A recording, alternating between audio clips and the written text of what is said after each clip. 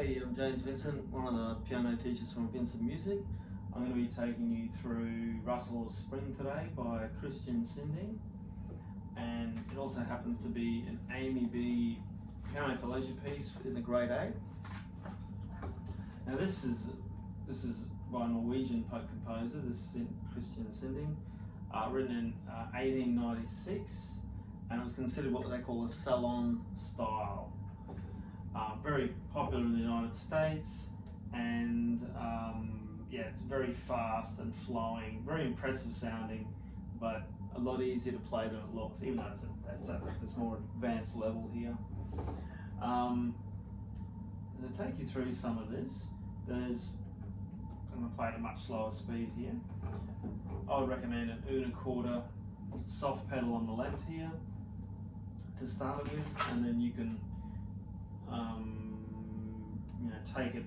take it off somewhere around the second page, around bar 25. Hit those mezzo forte to fortissimo sections. But yeah, it's a good play. You can vary that, how you use that una quarter. It's got a melody in the left hand here.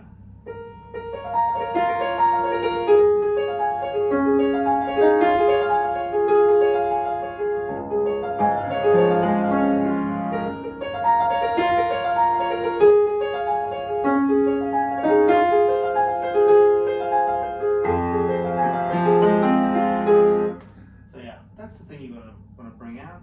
That was actually the una quarter off. If you were to put it on, you get this subtler.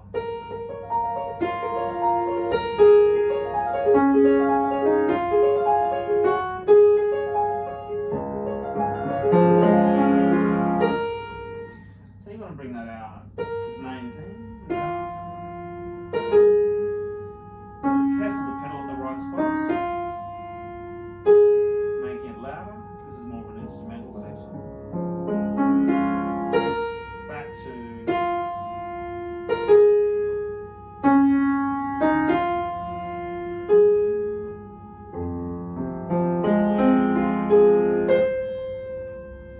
you're in F minor here.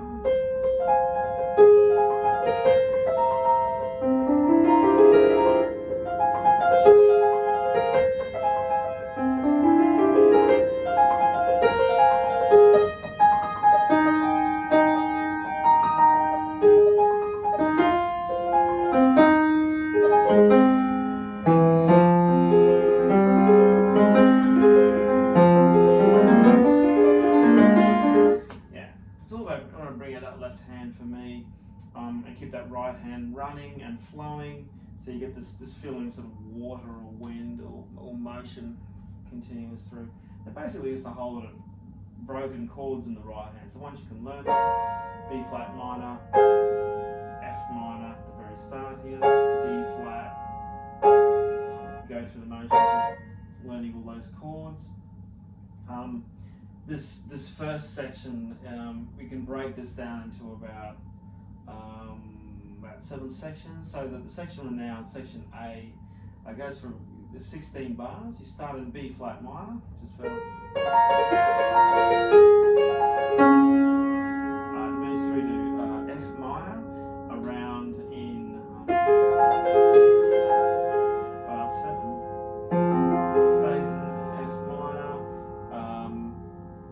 and it ends up right at the end, in bar 16. Where are we here?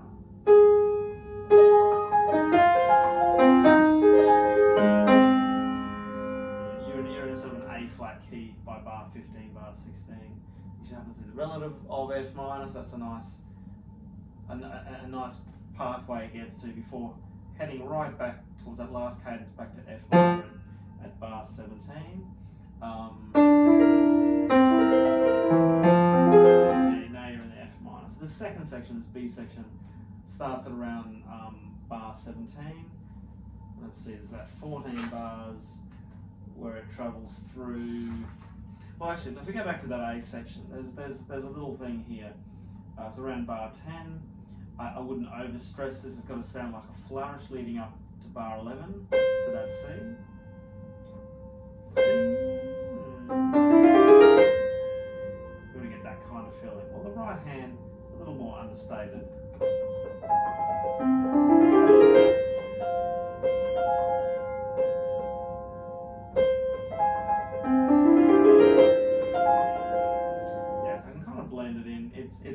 try to work it out very specifically, you'll get this offset sort of polyrhythm.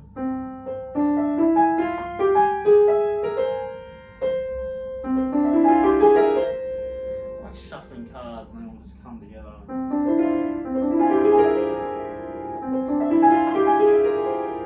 You can practice this sort of alternatively at first. Left, right, left, right, left, right, left, right, left, right, left, right. Almost together.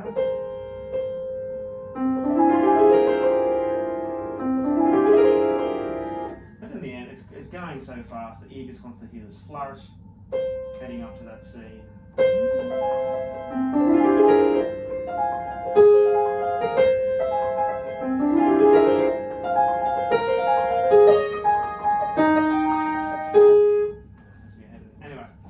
Second section, this B section of bar 17, it's developing this theme further.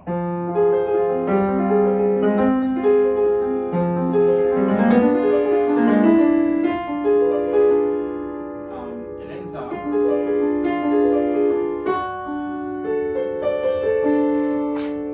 bar 21. Suddenly we're in G minor.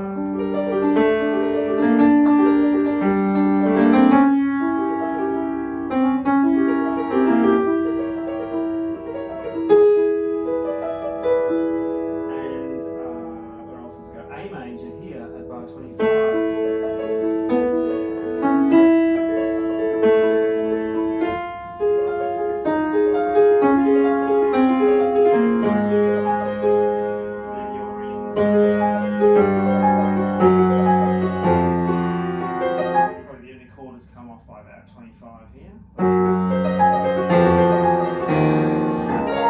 And you end up at D flat major. Nice relative key of that D flat minor, which we started with at the very beginning. Now we're at D flat for a nice, this middle sort of peak. So where are we? Yeah, so that's probably the end of the B section there. Heading back to this D flat, very climactic.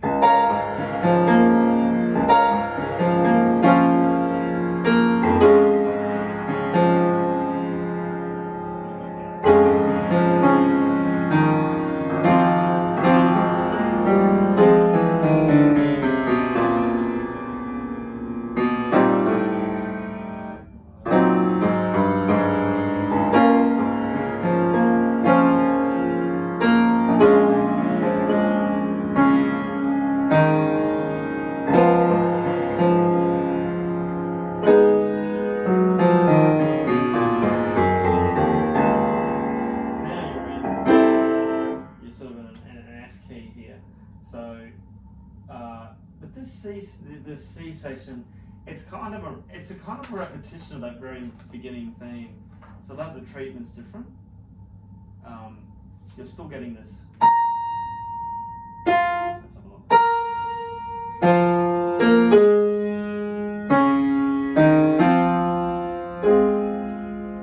Quoting from the start.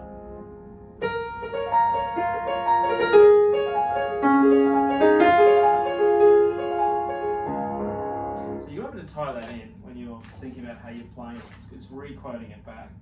So you're getting this whole 16 bars again.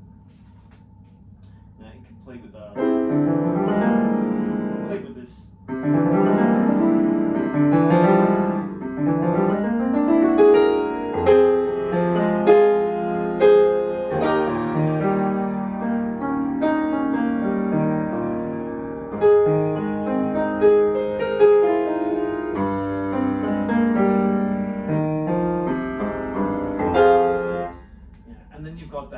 The repetition of that B section again that you had back at around bar 17 also coming in.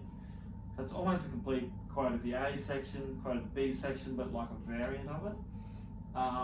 It's bigger, there's some slight changes, but essentially similar chords. And then where we're going to, let's see, there's sort of an E section, which would go, so if we add on 4, oh yeah, here we go, so 60, 61. It's got this nice chromatic part, hang on, before we go any further, 56, we've got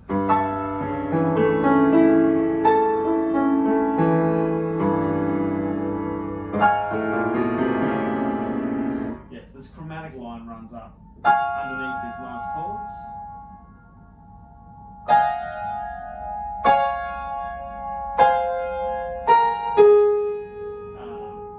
Left hand does that A flat, and the right hand and left hand then does these extra other ones as well.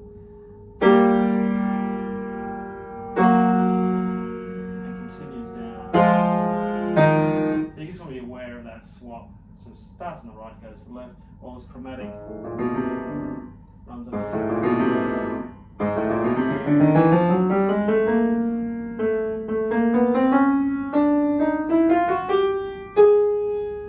Takes over.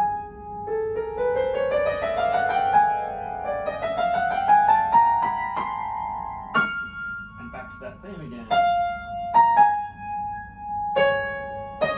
It's kind of like the E section here.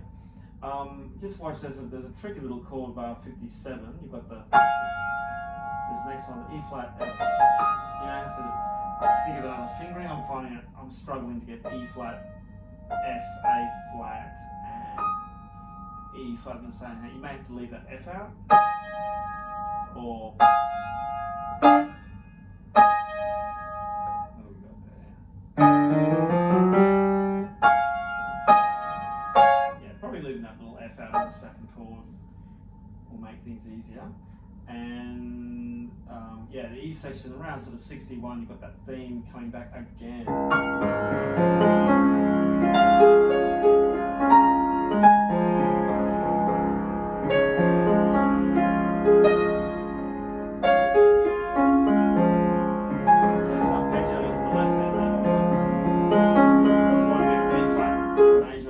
And then you're back to and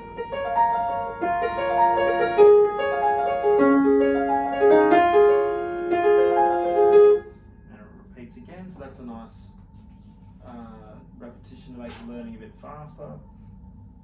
Go through it, repeats that A, repeats that B, and then right at the end we have a little coda here. So just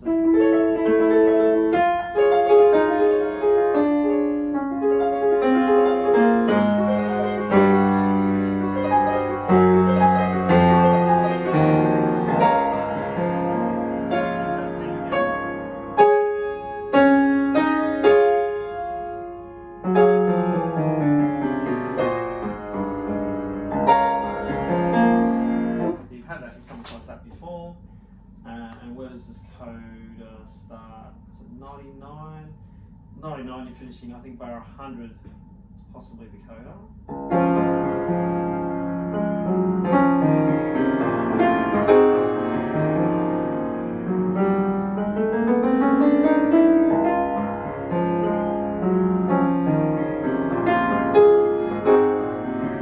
Yeah, here we go. So there's a nice little ending here.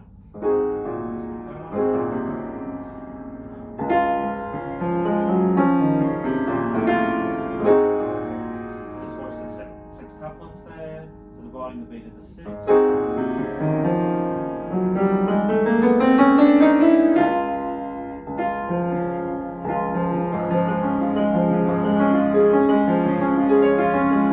Just one big D flat chord and all these inversions.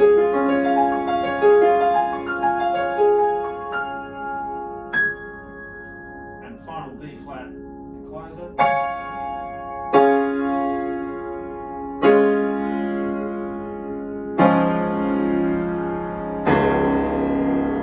Definitely D flatted it all at the end there. So, look, there's a quick summary and just some of the sticky points of this Rustle spring. In the end, when you get to play it, it's just really going to flow. It's got to sound impressive. A lot of it's quiet, but then it's got very strong climactic sections. And yeah, the learning isn't too bad. Once you've done the groundwork of the first 2 sections, there's a lot of repetition that comes after the 30 bars that you can kind of recycle. Alright, so there you have it. Hope that was helpful, and see you next time.